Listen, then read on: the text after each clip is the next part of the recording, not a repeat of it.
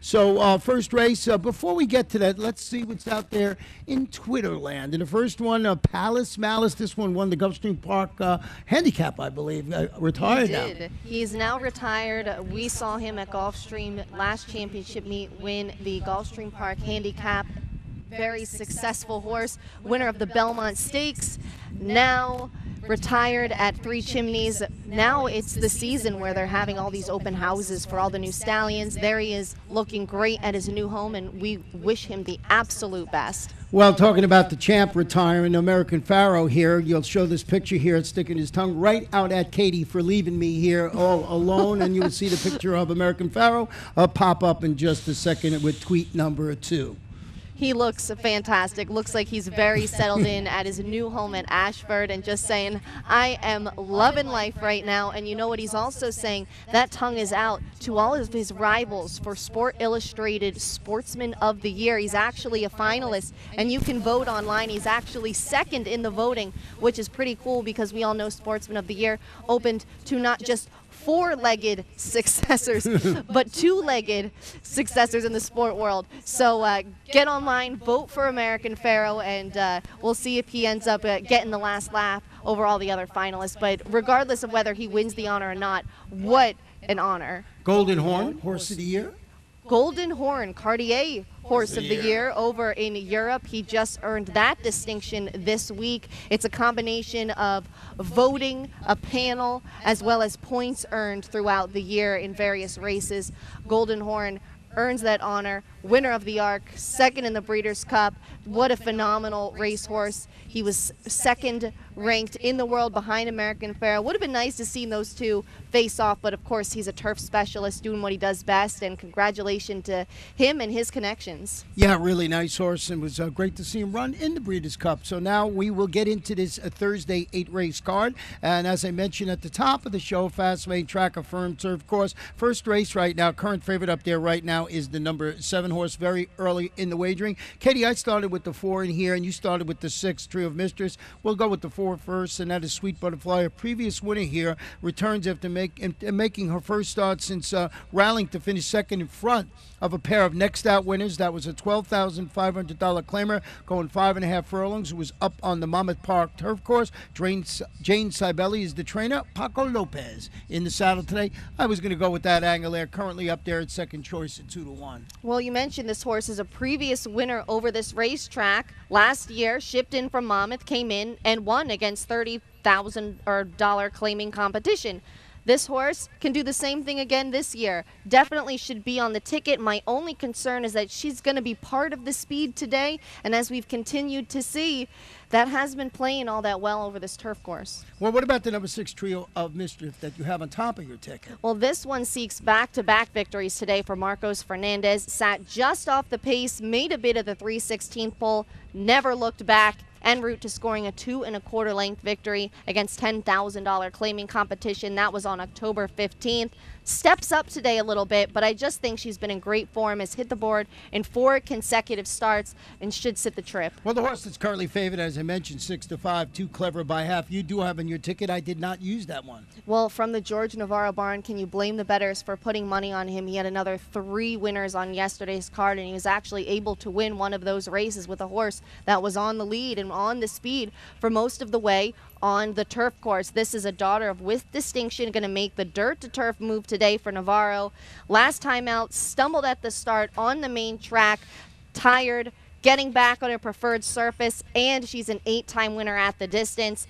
Could be your pace setter today. We'll see if she can go out again for Navarro and go wire to wire. You know, with the success of Little Meatball the other day, I figured I had to use It's Macaroni on my ticket today, and it's the number 3, 6 for 7 in the money this year. 7 starts, 3 wins, 2 seconds in the third, which includes back-to-back turf sprint victories at Gulfstream during March and April. Returns to South Florida for trainer Jason Service. Chased the pace, finished 4th behind Sweet Butterfly last time out. They met out of town. Jose Caraballo will be in the saddle this afternoon.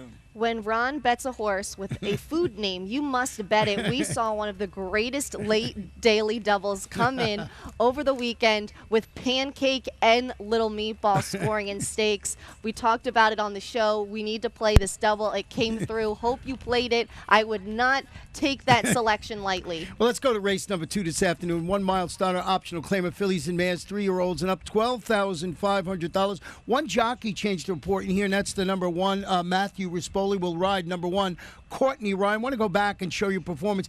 I can't tell you how many times I bet this horse on the turf. Done one. I did not use him today in the main track. Katie, did you use this horse on your ticket? I did. I put this horse in second. Couldn't put her on top because of the way she's been running, and I know you have bet her many, many times, and she has not rewarded you. But I think this is a spot where she can at least get a piece of things. Moving back to the main track for the first time since July, let's take a look at the last time she did run on the main track. This was back on July 17th. Take a look at the 5. This is Done One. She is going to run a pretty nice race on the main track again. Take a look at the horse on top in this race as the jockey looks under his shoulder. You know he's home free, but this is a classy, classy filly. That's the multiple stakes winning Best Behavior, and Done One is going to rally on the outside and get up for second. Did not disgrace herself in finishing second to this horse in Best Behavior. This one has been off form in tougher races in her last 3 starts. I think she gets some class relief. She gets back on a surface in which she's run very, very well. And I think she can get a piece of this. You know, her latest breeze was a bullet at Gulfstream when 5/8 and 59-4. She could finally be sharp and ready to go. Yeah, and I did not use it today, so there's a good chance she's going to win. But I did go with the horse that I mentioned as the jockey chain to Matthew Rispoli this afternoon. And this one is the poster child for a hard-knocking campaigner. This one is an 11-time winner here. 35 races at Gulfstream Park West, 11 wins, 11 seconds, 6/3. Going to try and make it 2 in a row after getting elevated to the top spot when the winner was disqualified for interference last time out. Courtney Ryan, what a hard-knocking campaigner. Have this this mare right on top of my ticket. She is a hard-knocking campaigner, and she's a veteran here at Gulfstream Park West. She loves this surface, and last time out, it was a deserving takedown. She deserved to be put up. She was forced out as the other horse drifted, and she seems to be rounding back into form again. You can never count her out. Well, you got the number 7 Elusive Harmony on top of your ticket, and this one no slouch in the win department either. 6 starts, 4 wins. Yep, a 4-time local winner, going to make her first start off the claim today for trainer Rasharn Creaky. She has not run since finishing second, being just ahead against similar competition at Gulfstream on August 28th. She's also a 7-time winner at the distance. They'll have to catch her to beat her, and we've seen speed lay a lot more favorably on the main track. I think things could set up well for her today, and I like the new barn that she's moving into. I closed it out with the 3 Concealed with a Kiss. One of 2 in the field for trainer Louis Duco, the other one being Bahia de Oro. Try and make it 2 in a row.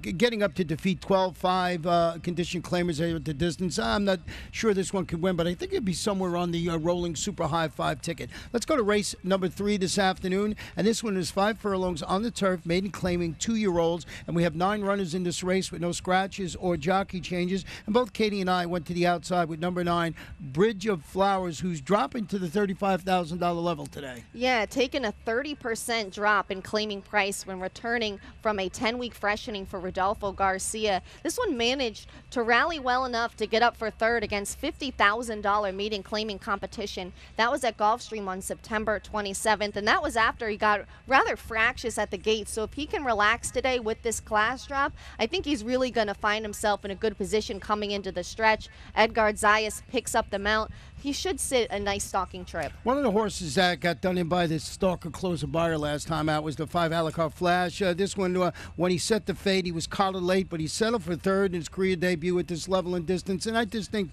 this horse, after that performance, can come back and be somewhere on the ticket this afternoon. We'll always tell you to watch how these early races play out, see if speed has gotten better on the turf course. But we saw yesterday one win, so there is a possibility for a horse to get loose on the lead, and if someone should have some trouble at the gate, a horse like number 5 Alucard Flash can take him gate to wire. You did go with the number 8 horse in second, and that is Peaky Blinders. Peaky Blinders. This one, I think he can really improve. A lot of potential for improvement in his second start. This is going to be his turf debut for Ronnie Werner. Drops to this level from maiden special weight competition. His debut produced stakes-winning Golden Pirate, who actually ended up winning his stakes on the turf, and next out winner Call to Honor. This is a son of Maimonides out of a winning Fusaichi Pegasus mare who did her best running in turf sprints. Worked a bullet at Arundel's training center to tune up for this. Like the pedigree, the class drop, and we'll see how this one handles his new surface. Well, there's a filly against the boards in here. It's number 6, My Martina. This one responded to the drop of competition with a third-place finish here at this level and distance. Jaime Mejia is the trainer, Diego Gomez to ride, and I just thought that performance there, 5 furlongs on the turf. We mention this all the time. The fillies have been able to run okay against the boys at this distance. Maybe this horse can grab a share. I believe this one is 4th choice on the morning line. Yeah, definitely with a shot. I see no reason that the filly cannot contend with the boys. My only concern with that one was that last race was just last week. It's a short rest, but otherwise, definitely with a shot. Race number 4, 6 furlongs, maiden claiming, fillies, 2-year-olds, $35,000. Once again, the slate is clear, no scratches or jockey changes. And Katie and I both went with the number 6 in here, Scotland Bay, who's dropping again, this time to the $35,000 level after responding to the addition of Lasix with a third-place finish. That was against $50,000 maidens going 5.5 furlongs. It's a daughter of Gone Astray. Edgard Zayas will be in the saddle. Another taking a 30% class drop for Jose Pinchin. She's out of a winning stakes place, Sweet Southern Saint Mare, and is definitely the most accomplished runner of this group. I had an easy time selecting this one as my top pick. We have our second and third horses flip-flopped. I went with the 5, Lynn Diesel in second. It's a daughter of Northern Light, debuting for trainer Marcus Vitale. A series of stamina-enhancing workouts, including 3 consecutive 5-furlong drills at Palm Meadows. So this horse is certainly legged up to run well in preparation for its career debut. Matthew Rispoli will be in the saddle. So I like the horses that have worked, 5 furlongs, and seem to run well when they make their debuts. I'm intrigued with the pedigree of this filly because she's either going to take after her dad or after her mom. The Dam broke her maiden at first asking back in 2009. Go to the sire side, Northlight has only sired 1 2-year-old maiden winner, so hopefully she can take after mom today. What about the 4, Circular Passion? This is a daughter of Circular Key, making her career debut for trainer Kathleen O'Connell. That barn has certainly been heating up as of late. 9 published works on record. Circular Key's 2-year-old maidens winning at a 15% clip, and she's out of a 13-time winning stakes place mare with 2 winning siblings in the pedigree. I definitely, based on pedigree, gave that edge to this one. Yeah, starting a career with Lasix, and Antonio Gallardo will be in the saddle this afternoon. Let's go back to the turf for race number 5, 1 mile and 1/16. These are maiden claimers, fillies and mares, 3-year-olds and up, $20,000. 2 scratches, the 1, Rock Hard Lady, and also scratch the main track only, number 9, Lady Halston. And we're going to go back and show you the horse that I have in second. Katie, do you have on top of your ticket? No, you don't. That is Hanover Honey's race on October 14th. Looks like we were thinking alike. This filly deserves a chance in here somewhere, and I ended up putting her in second.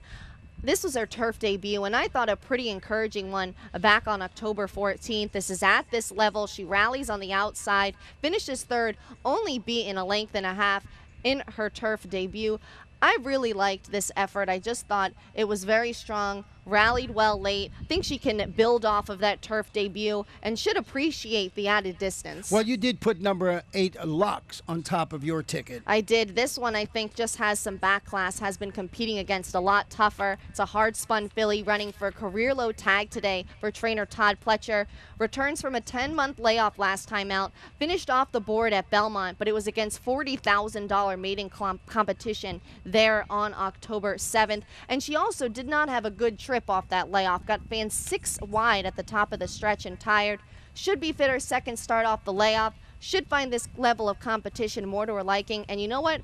Her career best race came here Last November, she finished third at this distance and maiden special weight competition, so maybe she'll like being back here. Well, she's a $140,000 daughter of Hard Spun, and you can get her for $20,000 today, so that sort of raises a little bit of a red flag in there. We had our trifecta totally reversed in this one. I went with the 7 right on target in first, moved to the Mike Petro Bonvita claim, stretching out today to 1 mile and 1/16 after rallying late to come with a neck of exiting the maiden ranks against Similar. That was going 7.5. The barn is really sharp with new claims. They're always around 30%, keeps the status quo today. The barn with Jose Alvarez in the saddle. So we're in agreement, sort of, in this race. Same horses, different order.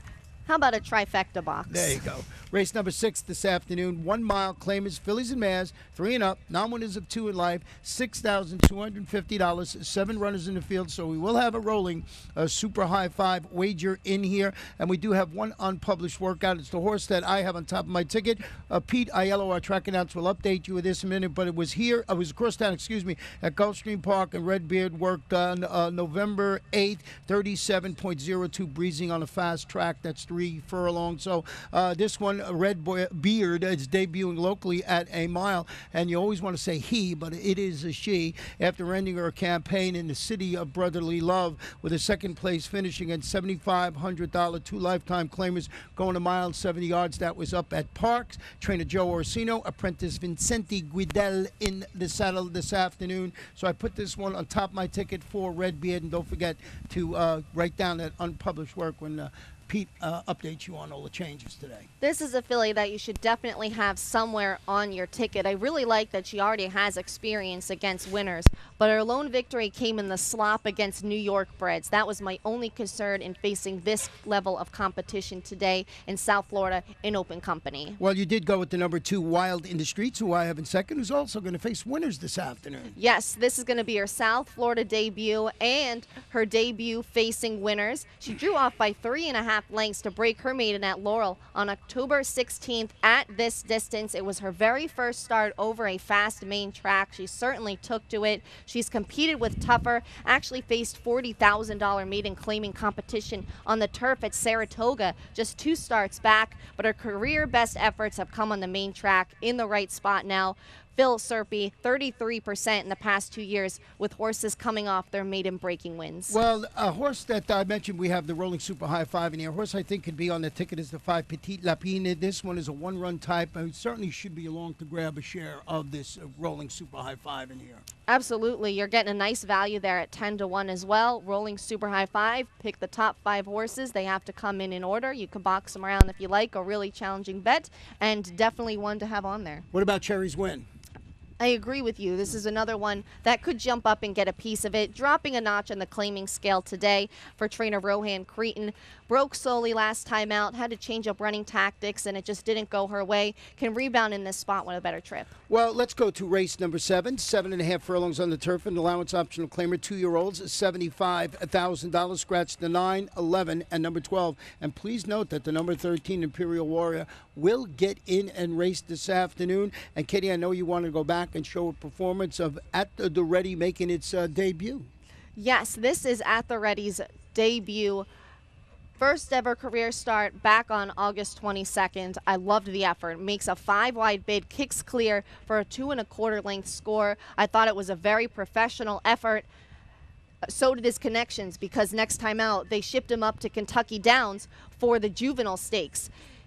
He didn't hit the board in that race, but we all know, we've talked about it, Kentucky Downs, so different, not a traditional American turf course, very undulating surface. Here you see At the Ready, kick and clear, much the best that day. Jockey just urging him along with his hands, not even showing him the whip there late. I think he can sit the trip today. And we've seen quite a few horses come in from Kentucky Downs and win off that performance here. I think this one can do the same. Well, I got my best bet in here. And that is the number 4, Frontier Range, and I'll tell you why. Cutting back slightly to 7.5 furlongs, getting Lasix this afternoon after rallying to break his maiden over this course at first asking. Note his last performance was highlighted. Look at the second place finish in there was Little Nick V, who came back to win the $100,000 juvenile turf on Saturday. I like the way this horse runs. Won its debut on the turf, got flattered by Little Nick V, and put it right on top of my ticket. 6-1 on the morning line. See if we can get that one home in here. Who else did you use on your ticket? applicator. Speaking of key races, this one coming out of 2 key races. Gonna face winners for the first time. Dueled on the lead, prevailed in a mile maiden special weight contest at Gulfstream on October 3rd for Mikhail Yanikov. Again, the last 2 starts have been key races. He was one of 4 horses to come out of his start 2 back and win, and last time out the 3rd place finisher came back to win. So this is a horse keeping good company. His races are proving to be very formful, and he can definitely be involved late in this race. Well, we have one horse in common here, and that was the horse that Katie just talked about. The other one I used on my ticket is Indiana Cowboy, who's Indiana Cowboy is a rejuvenated son of Cowboy Kyle, who's making his career turf debut at 7.5 furlongs after posting back-to-back open-length victories, sprinting 6 furlongs on the main track. Dave Vivian, apprentice Harry Hernandez, going for 3 in a row. I just went with the recency on this horse. Bred to maybe handle the turf okay, and I just thought I'd throw it on the ticket. I thought the same thing about Golden Ray. This is going to be his turf debut and his first start in 4 months, but he already has stakes experience. Last time out, veered out at the start, was fanned very wide in the Bird on the Wire stakes in July, but he broke his maiden in his career debut. 3 of his last 4 works have been bullets when training right here at Gulfstream Park West, and he has some turf in the pedigree. He's out of a Woodman mare who won going 1 1/8 on the grass. Let's go to our final race on the Thursday card. 7.5 furlongs on the turf. Maiden claimers, fillies 2-year-olds. Scratch the 11, 12, 13, and number 14 and race number 8. And both Katie and I have the number 5, Nazdrovia, on top of our ticket. And we're going to go back and show you this horse's performance back on October 9th. And that was a maiden $35,000 event. It was, and it was her first start in more than 4 months. Let's take a look back at this race from October 9th. I thought it was a nice effort for having been off for so long. She's going to finish 3rd, but only beaten a length here. She is the 2 in this race. Nice rally. The horse there on the lead has the jump on her. I thought a very nice effort. Second start off that layoff today for trainer Wesley Ward. Should be fitter. Also stretching out in distance, which I think is going to prove to be to her liking as well. Gets the blinkers removed for the stretch out, which could be key. Everything, I think, all factors kind of point to her in this spot. Yeah, we have our 2nd and 3rd selections flip-flopped. I have the 7 Joyce Affair in 2nd. Another one who was dropping a dime on the claiming scale after setting the pace against that Stalker's Closers bias to finish 3rd at the distance. That was against $35,000 maidens. I think this horse can run pretty well in this spot and certainly grab a share of the getaway rolling super high 5. And you use the 6. She can't miss in 2nd. This is the other David Fox trainee in this spot. She's going to make her turf debut today, which is why I could see why you put Joyous Affair above her, because she already has turf experience and has run well on the grass. But this is a daughter of Ken Tharos. He's 27% with his 2-year-old turfers, doing an excellent job there. Has gotten off to a great start as a young sire, and distance won't be a problem either for this filly. She was a solid 2nd going 1 mile and 70 yards here on the main track on October 21st. Well, that is how Kitty and I see Thursday's 8th race card. Fast main track, firm turf course. What do you think? Our final show, how was it? It was good. I'm trying not to get teary-eyed, but I just want to say thank you to everyone who has watched and followed along. I've accepted a job offer that I just couldn't refuse, so I'm going to be moving on to a new career, but I'll never be too far from the racetrack. This is an incredible sport that I'm really proud to be a part of, especially in a year as special as this one has been for horse racing, and I can't say what a pleasure it has been to co-host alongside you, Ron. It's been a lot of fun. But you're not leaving yet. You got the rest of the day. Yes, you got to work till the end of the day. We are going to have a really fun day of thinking alike and having some good laughs, and I can't wait for that. But thank you all, and let's get some winners home today.